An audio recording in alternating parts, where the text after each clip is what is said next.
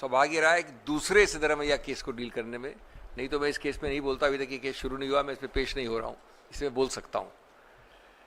But it is very clear that the ED is now playing, hitting and trying utmost to go below the belt, to browbeat, to bulldoze and to bully a elected Congress government, a elected CM. And as we have said many times, and I've had the privilege of saying from here, the ED is nothing but the election department of the BJP. You can also call it, in fact, more appropriately, the election demolition branch of the BJP. Elected governments destabilize, demolish, that is the job. Now first let me give you a few figures and backdrop about the ED, and then I'll come to the Siddaramaiah case, so called. From June 14 to 24, 25 opposition leaders switched to BJP from 14 to 24. 23 of them got reprieve. Let me tell you one thing. आपको बताया जाता है कि बहुत कम ऐसे case हैं जो राजनीतिक लोगों को इन्वॉल्व करते हैं। ये मिथ्या प्रचार है, ये अश्वत्थामा हथों वाली आधा सच है। ये बात सही है कि जो पूरे सामूहिक केस हैं ईडी के, उनमें राजनीतिक केस कम होते हैं, लेकिन ये प्रश्न सही नहीं है। प्रश्न सही है कि जो राजनीतिक केसेस हैं उसमें विपक्ष के विरुद्ध कितने हैं और सत्तारूढ़ के विरुद्ध कितने हैं। आपको आंकड़ा मिलेगा 95% प्लस विपक्ष के विरुद्ध है। उस कैटेगरी में जहां की राजनीति की इन्वॉल्व है, जहां कॉर्पोरेट इन्वॉल्व है, वहां ये मुद्दा उठता ही नहीं है।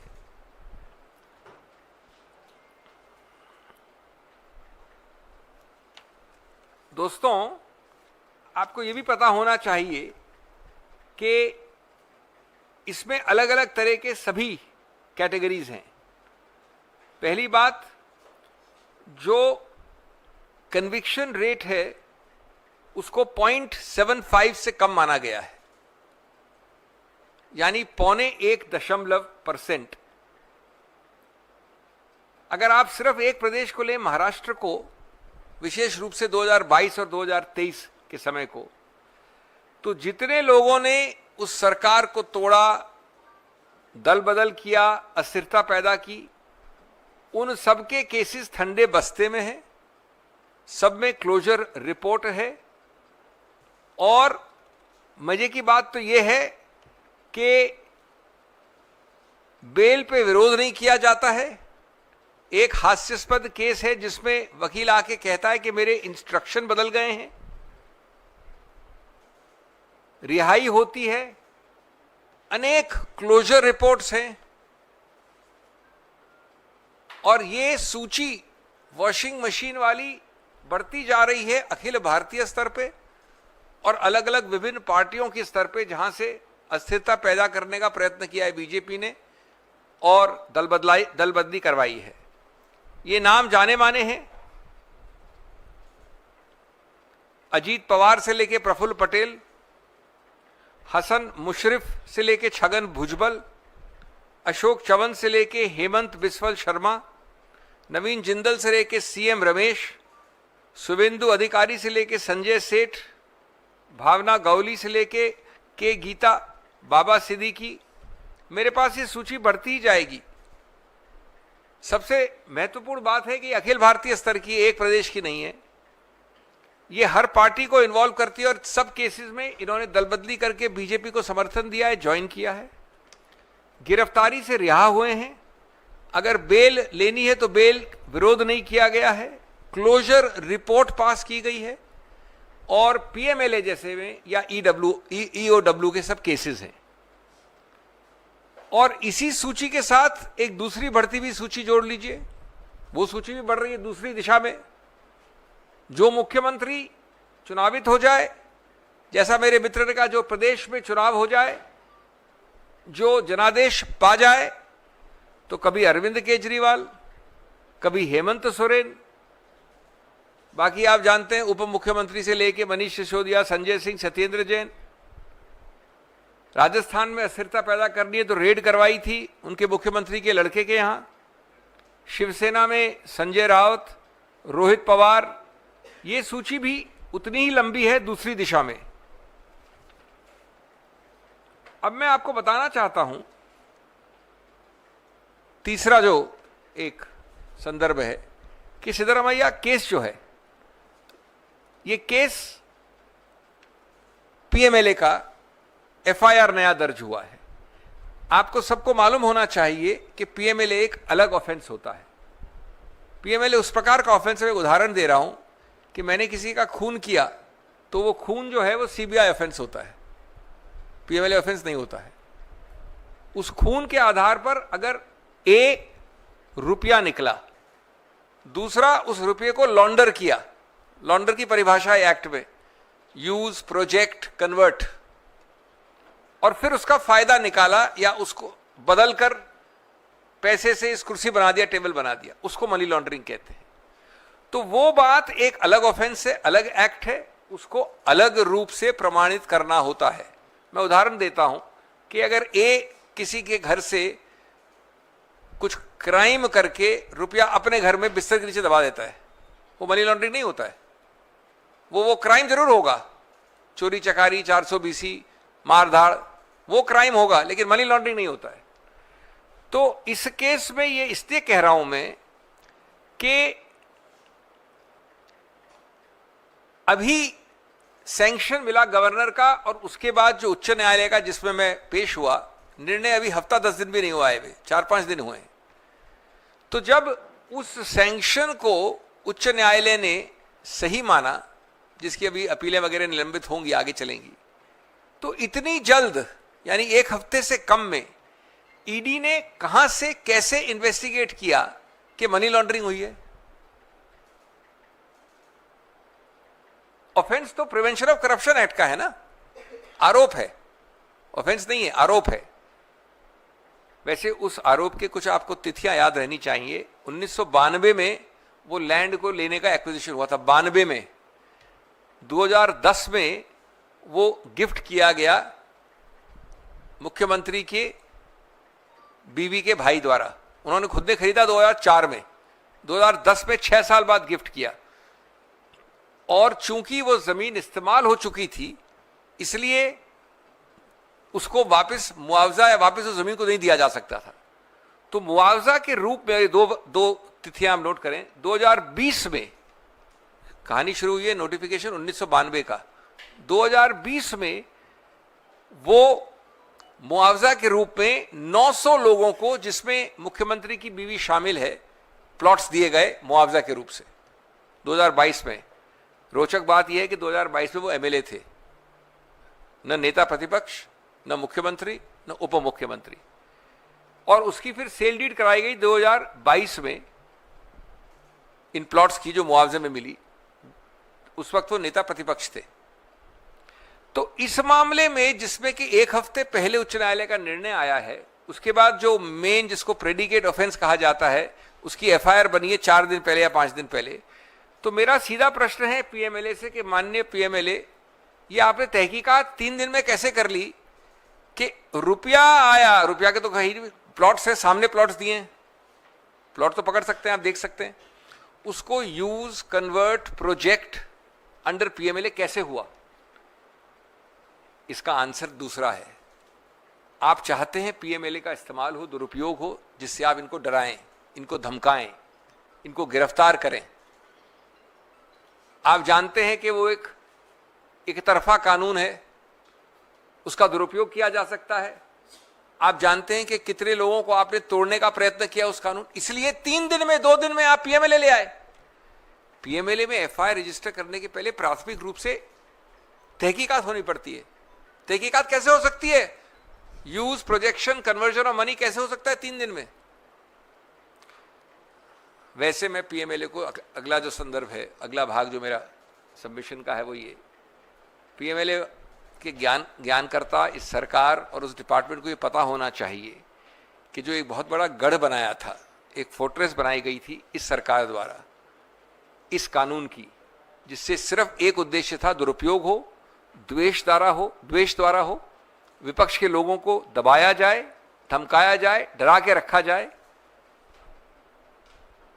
उसके जो गढ़ है उसकी दीवारें अब एक के बाद एक टूट रही हैं। वो अब टूटते टूटते एक झोपड़ी बन गया है, और झोपड़ी के जो कुछ बाकी दीवारें बची हैं, हम आशावान हैं कि वो दीवारें भी, जो पुनर्विचार होने वाला है विजय मदन लाल चौधरी पे निकट भविष्य में 16 अक्टूबर से, वो भी गिर जाएंगी।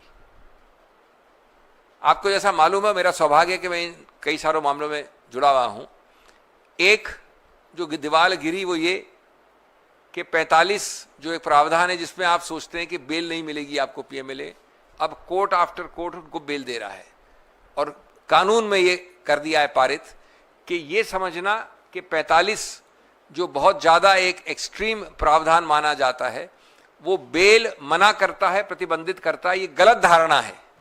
तो आपका वो जो दहलीज करने वाला, भड़काने वाला, डराने वाली जो एक आपके पास एक चीज थी, वो खत्म कर दी गई है कानून द्वारा।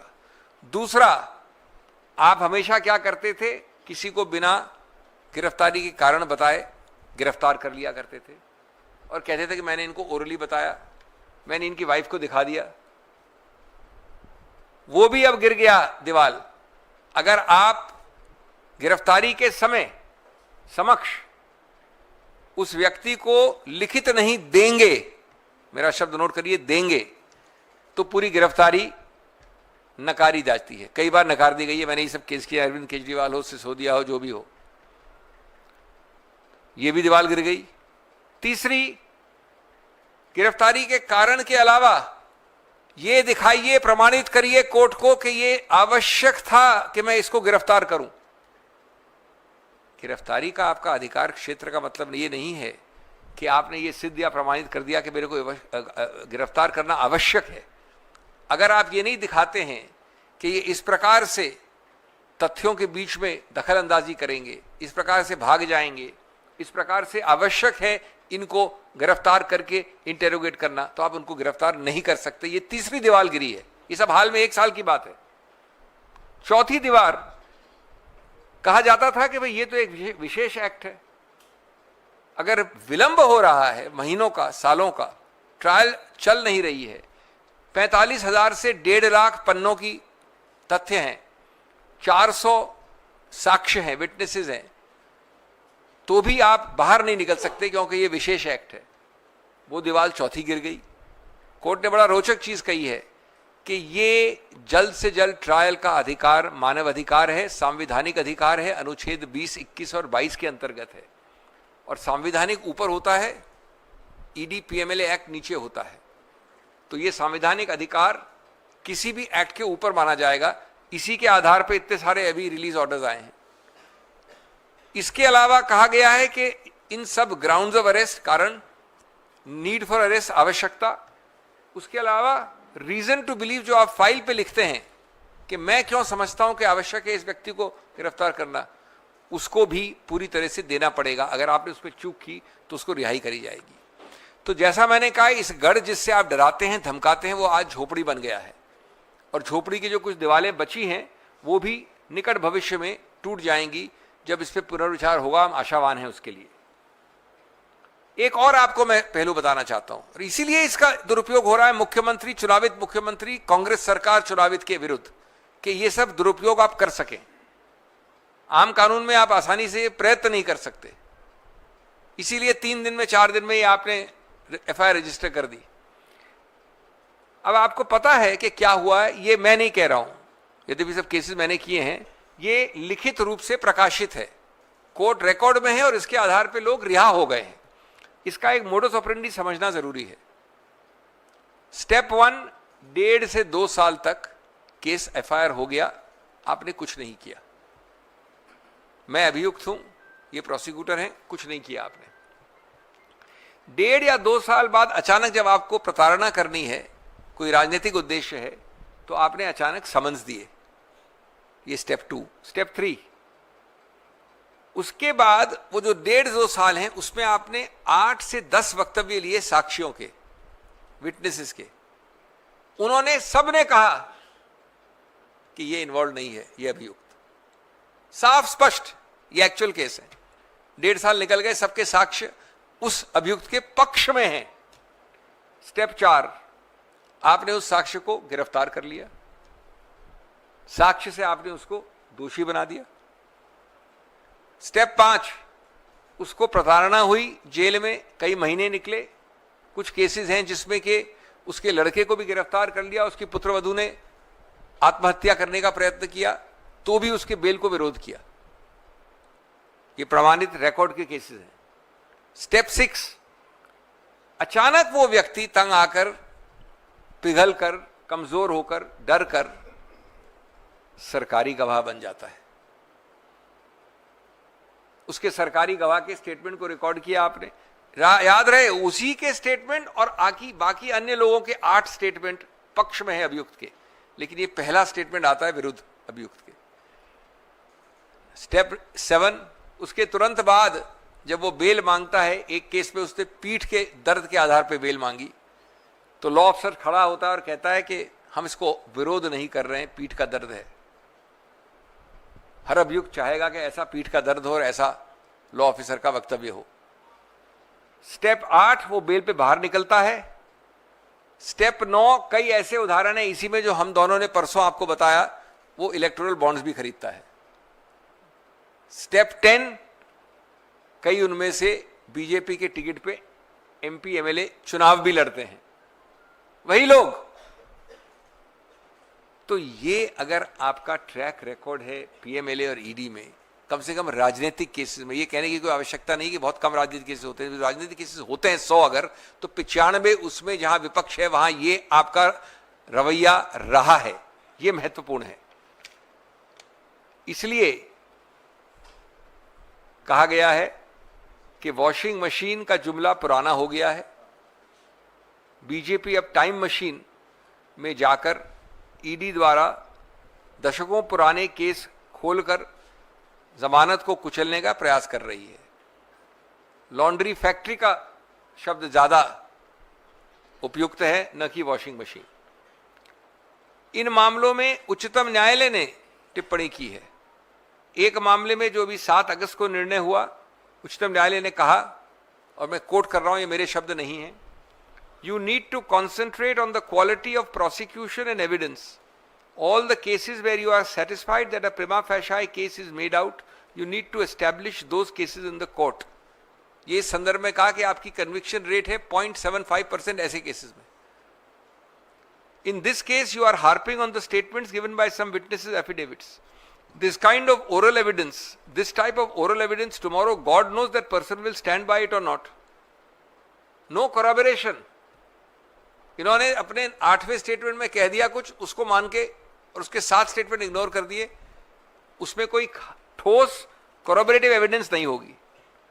उसके बाद एक और केस में उच्चतम न्यायालय ने इन आंकड़ों पे कहा कि इतने हजारों केसेस हैं, इतनी सारी चार्जशीट हुई है और इतना कम कन्विक्शन रेट है, और कहा उसके अंत में, the data raises A number of questions including the question whether the Department of ED has formulated a policy when they should arrest a person involved in offences committed under the PMLA Act.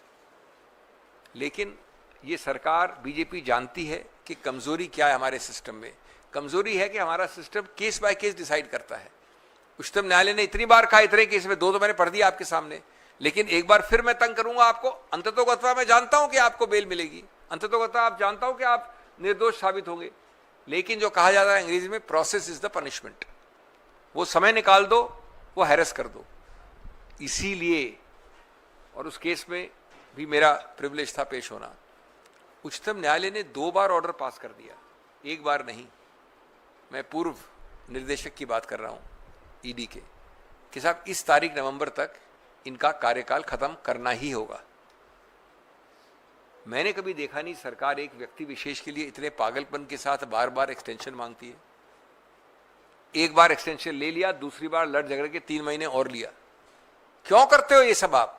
इसका उद्देश्य एक ही है, आप एक कृतज्ञता create करते हो जिससे वो आदमी आप जो कहें वो करेगा, दुरुपयोग आसान हो जाएगा, आपकी मनमानी आसान हो जाएगी। और इसलिए आपको इस संदर्भ में देखना है, केस क्या है, इन्वेस्टिगेशन आपने क्या किया 4-5 दिन में,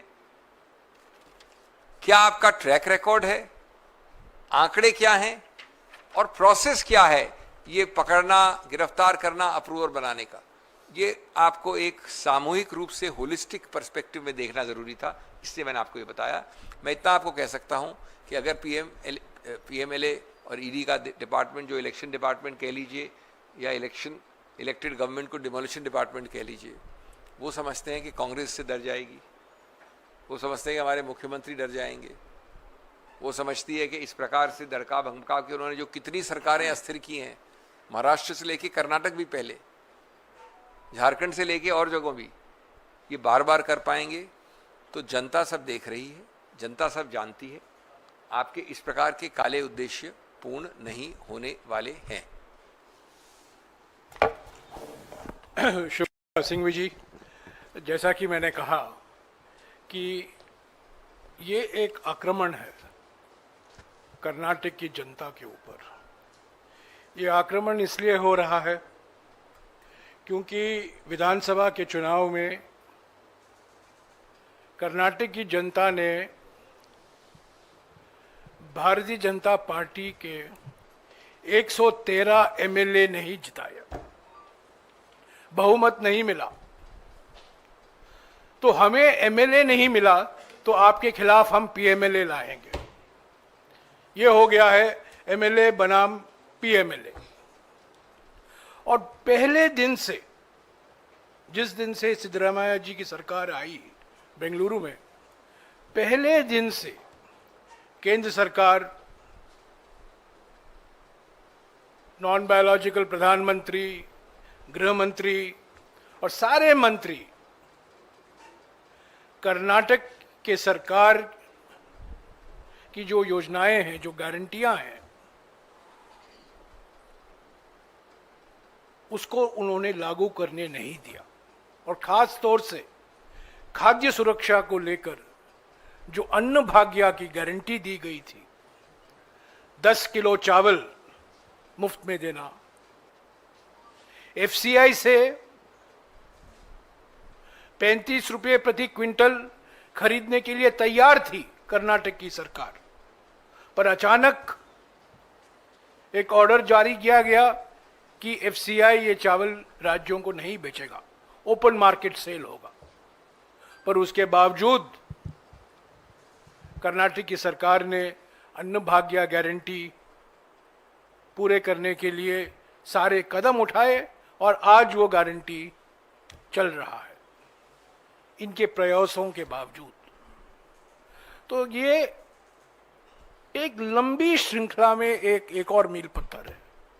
पहले दिन से 25 मई 2023 से प्रयास किया जा रहा है नई दिल्ली से कि कर्नाटक की सरकार को किसी तरह से हिलाएं, अस्थिर बनाएं, कीचड़ फेंके, केस दर्ज करें, इनकम टैक्स, सीबीआई और अब ईडी।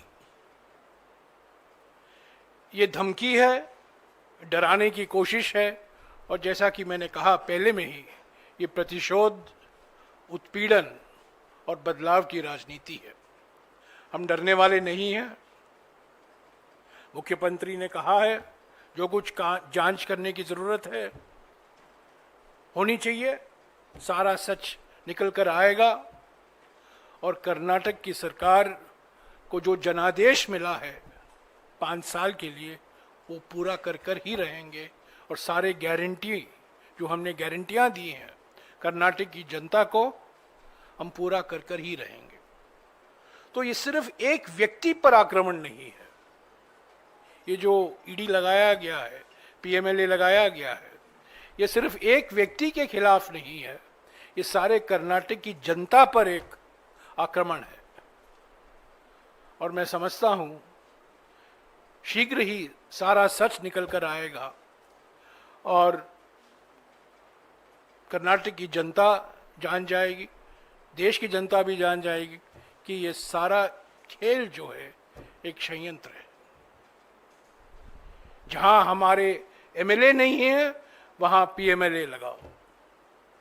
2016 से लेकर 2022 तक 10 सरकारें बीजेपी ने गिराई हैं। 2016 से लेकर 2022 तक चुने हुए सरकार इन्होंने अस्थिर बनाए। तो यह है इनका ट्रैक रिकॉर्ड। और ये वन नेशन वन इलेक्शन जो कहते हैं, असली बात यह है, ये चाहते हैं one nation one election one party, यही ये चाहते हैं और कुछ नहीं चाहते। अभी अगर कुछ सवाल हैं तो सिंघवी साहब जवाब देंगे। या एलिजाबेथ।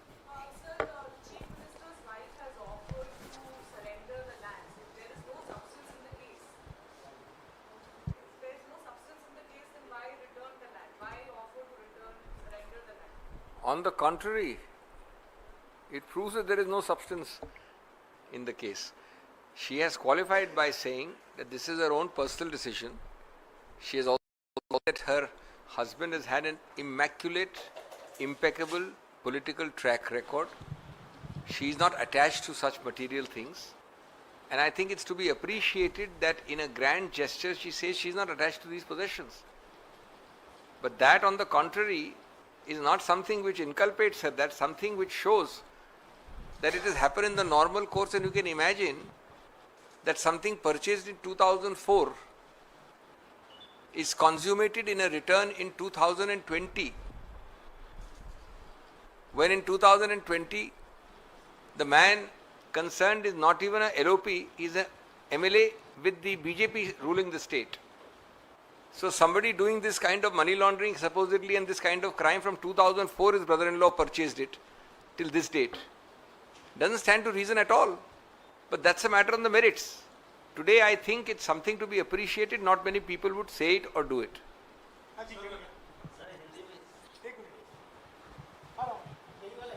पूछूं? सर, सिद्धरामैया के वाइफ जो है पार्वती, उन्होंने 14 प्लॉट जो है वो वापस करने की पेशकश की है, लेकिन उसमें बीजेपी का कहना है कि वो रणनीति से बचने के लिए किया गया है, लौटाना ही क्यों वापस। मैं समझता हूं कि जो बात नैतिक रूप से उनके पक्ष में जानी चाहिए वो बीजेपी उसको उल्टा बोल रही है। उन्होंने साथ में ये भी कहा है कि उनके पति का एक बहुत लंबा, स्वच्छ, सफेद, श्वेत राजनीतिक इतिहास रहा है। उन्हें इन चीजों से कोई भी एक प्यार नहीं है कि जो रखना चाहें। और उन्होंने कहा है कि इसको मैं इसलिए लौटा रही हूं कि मुझे कोई भी इस पे इंटरेस्ट नहीं है। लेकिन साथ साथ ये भी पूछना चाहिए आपको कि 2004 में जो चीज उनके भाई को मिली, जिसने 2010 में उनको गिफ्ट किया, और उसके एवज में जो मुआवजा मिला वो 2022 में मिला, जब उनके पति, नेता प्रतिपक्ष तो छोड़िए, एक एमएलए थे विपक्ष के, और 2022 में वो रजिस्ट्री हुई, और अब वो कह रही हैं कि मेरे को इससे कोई अटैचमेंट नहीं है। तो मैं समझता हूं ये एक नैतिक स्तर पे बहुत बड़ी बात है। इसकी मजाक उड़ाना सिर्फ बीजेपी ही कर सकती है।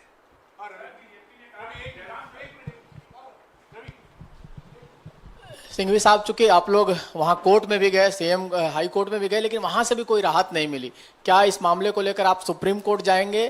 किस तरह से मामला? देखिए, ये वो मामला के दो पक्ष थे और एकदम प्राथमिक पक्ष थे, लोग नहीं समझ रहे हैं इस बात को। एक था कि एक अनुच्छेद होता है 17, उसके अंतर्गत सैंक्शन सही है कि नहीं। एक और था अनुच्छेद संहिता के अंदर 218। तो पहली बात तो 218 में हमको पूरा रिलीफ मिल गया है, उसको निरस्त किया गया। 17 में कहा गया कि आप कंप्लेंट फाइल कर सकते हैं, जो अनुमति है राज्यपाल की वो सही है, वो कंप्लेंट फाइल हो गई है।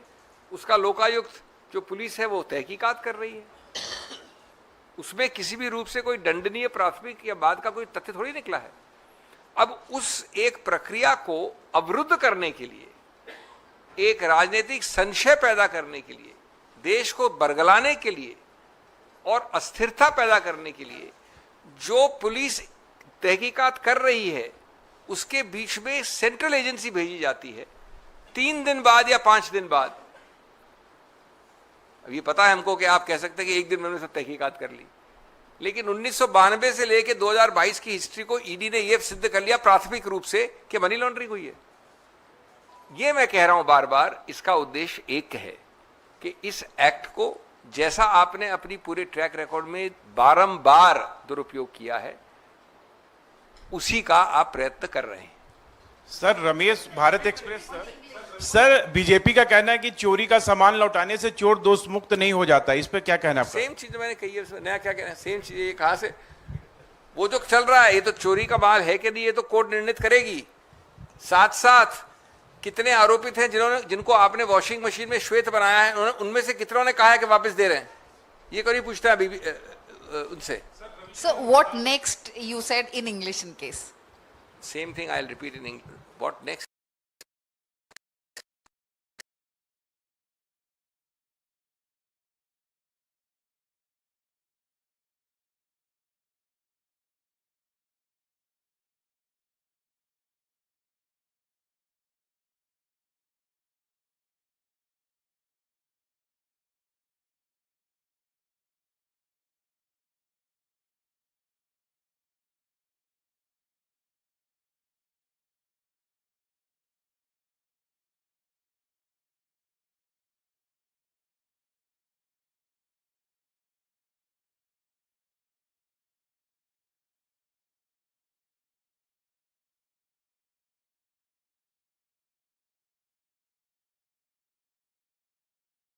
Interrogations have started to precisely obstruct, derail that process, to create instability in the state, not allow that process to go on.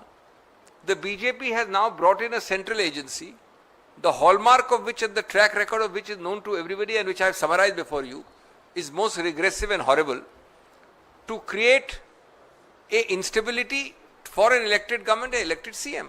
That's why the ED has been brought in. Otherwise, how can the ED form a prima facie view in a 1992 case with transfers in 2010, 20 and 2022 in 3 to 5 days that there is money laundering? There are plots given in return as compensation. Where is the question of money laundering? Money laundering has a provision, a definition in the section. You must receive money, you must use, project or convert it, you must create laundering of that.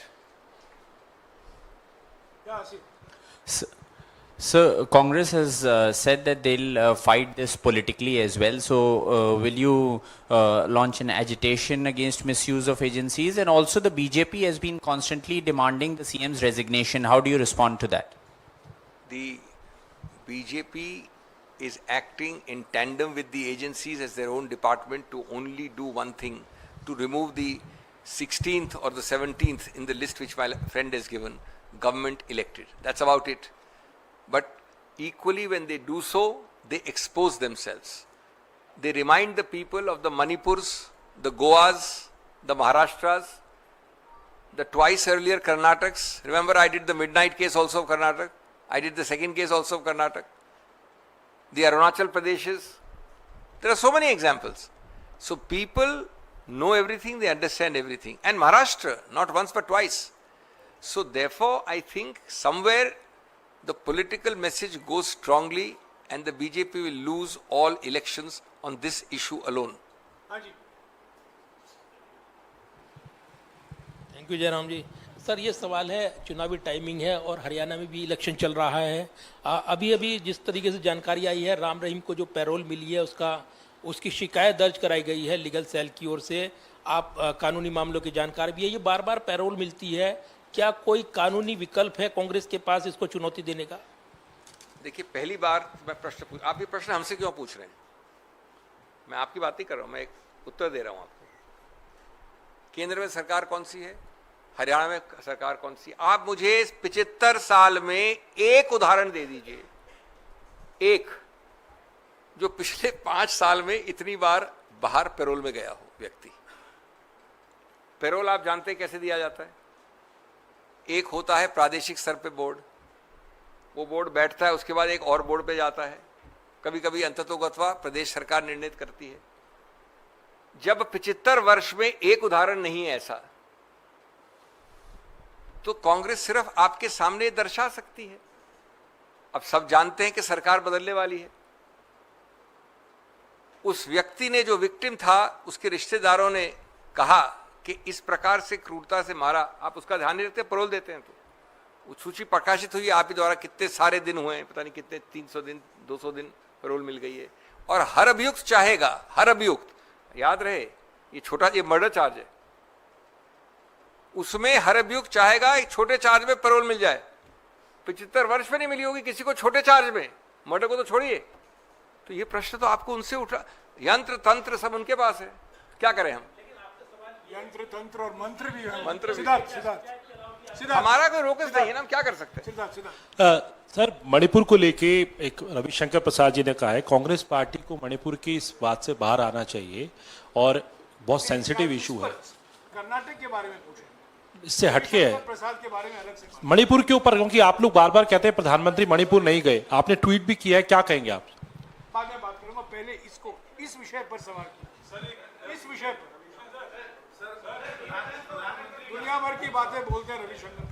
Sir, प्रधानमंत्री जी ने आज पलवल पर एक टिप्पणी की है कांग्रेस पे, उस पर रिएक्शन चाहते हैं। उन्होंने राहुल गांधी के यूएस के रिमार्क्स पर फिर टिप्पणी की और कहा है कि कांग्रेस कहती है कि दलित और जो पिछड़े हैं उनका आरक्षण खत्म किया जाएगा। प्रेस कॉन्फ्रेंस कर्नाटक पर है, पीएमएलए ईडी की कार्रवाई पर यह विषय, उसी पर आप रखिएगा प्लीज, और कई सवाल अलग से पूछेगा। वो सिद्धरामैया जी के बारे में कुछ कहा उन्होंने, हाँ बताइए। सर, रविशंकर प्रसाद का आरोप है कि कांग्रेस को लैंड डील से प्रेम है, चाहे वो हरियाणा हो या कर्नाटक हो, यहां तक कि कांग्रेस अध्यक्ष का परिवार भी इसमें शामिल है। इस पे क्या कहेंगे आप?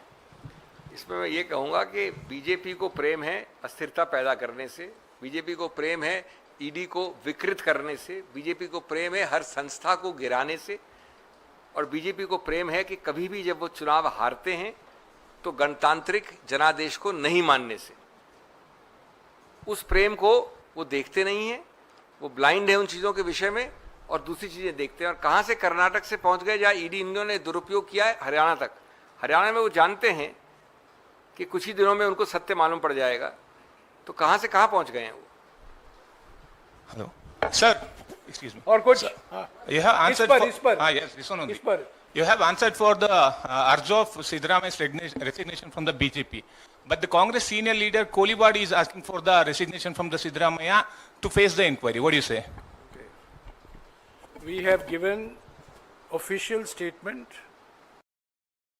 The Chief Minister of Karnataka has said in categorical terms that he welcomes an investigation. The Indian National Congress believes and is convinced that this ED action is an action of political vendetta, political revenge, political vengeance on a democratically elected government led by the Chief Minister. That's all I want to say on this. So what's about Kolibadi's statement? Any other questions on this? इसी पर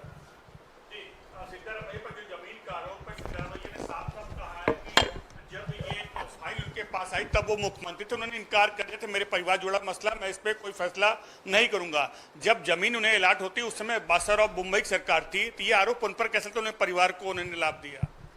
तभी तो लगा रहे हैं, तभी तो ED ला रहे हैं, तभी तो जो जांच है और इन्वेस्टिगेशन है, तहकीकात, उसको नहीं होने दे रहे हैं।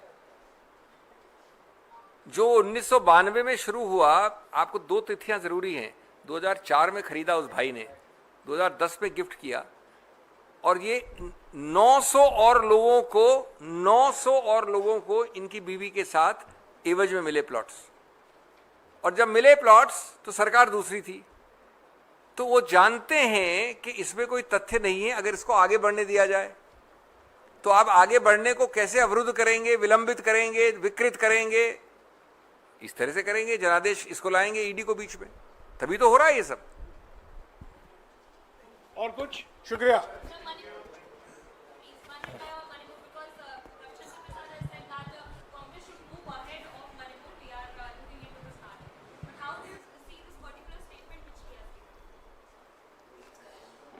My simple question to Mr. Ravi Shankar Prasad. Why has the globe-trotting non-biological Prime Minister not gone to Manipur, since Manipur started burning on the 3rd of May 2023. He has gone to bring peace all over the world. Vishwa Guru, he has become Vishwa Bandhu, everything. So my question to Mr. Ravi Shankar Prasad, I can understand his frustration. Why has the Prime Minister, globe-trotting, non-biological Prime Minister, not found the time nor the inclination to go to Manipur? He has gone to Assam, he's gone to Tripura. Why hasn't he gone to Manipur? The people of Manipur want him to come to Manipur. He has not been there even for a few hours. He has not said anything on Manipur. He has not met the Chief Minister of Manipur. He has not met the political leaders of Manipur. And Manipur is still tense. Normalcy has not returned to Manipur. So this is my simple question to Mr. Ravi Shankar Prasad. Manipur is a sensitive part of India, an integral part of India, an important part of India. Why is Mr. Narendra Modi continuing to ignore Manipur? Ravishankar Prasad ji ने कहा है कि Congress party को मणिपुर भूल देना चाहिए, मणिपुर से हटकर और विषय हमें उठाना चाहिए। पर हमारा सवाल एक सीधा सवाल है और हम बार बार करते आ रहे हैं। हमारा सवाल यही है कि हमारे नॉन बायोलॉजिकल प्रधानमंत्री दुनिया भर के देशों में जाते हैं विश्व गुरु, विश्व बंधु बनकर, जहां जहां युद्ध हो रहा है वहां प्रवचन देकर आते हैं। क्यों 3 मई 2023 से 17 महीने हो गए हैं, मणिपुर जल रहा है, हजारों लोग मारे गए हैं, विस्थापित हुए हैं, विभिन्न समुदायों के बीच में एक शक का वातावरण, भय का वातावरण फैलाया गया है। और नरेंद्र मोदी जी मुख्यमंत्री से नहीं मिले हैं औपचारिक तौर से, मणिपुर के राजनीतिक पार्टियों से नहीं मिले हैं, एमएलए से मिले नहीं हैं। उनको सिर्फ पीएमएलए आ जाता है, एमएलए आज ही नहीं आते हैं। एमपी को नहीं मिले हैं, 2 सांसद हैं कांग्रेस पार्टी के, उनसे मिले नहीं हैं। और मणिपुर के बारे में उन्होंने पार्लियामेंट में मुश्किल से 2 या 3 मिनट के लिए कुछ कहा है। तो हमारा सवाल सीधा सवाल है। हाँ, देश के सामने बहुत सारे ऐसे मुद्दे हैं, एक महत्वपूर्ण मुद्दा मणिपुर है। मणिपुर में जो होता है वो सिर्फ उत्तर पूर्वी राज्यों के लिए सीमित नहीं है, वो सारे देश को प्रभावित करता है। मणिपुर की पीड़ा देश की पीड़ा है। तो रविशंकर प्रसाद जवाब दें, प्रधानमंत्री क्यों नहीं गए, क्यों नहीं मिले हैं राज्य के नेताओं से, पार्टियों से, चुने हुए मुख्यमंत्री से? फरवरी 2022 को बीजेपी और उनके सहयोगी दलों को भारी बहुमत मिला था मणिपुर में। उस बहुमत के बावजूद 15 महीने के अंदर मणिपुर जलने लगा। यह सवाल है मणिपुर को लेकर। ठीक है, शुक्रिया।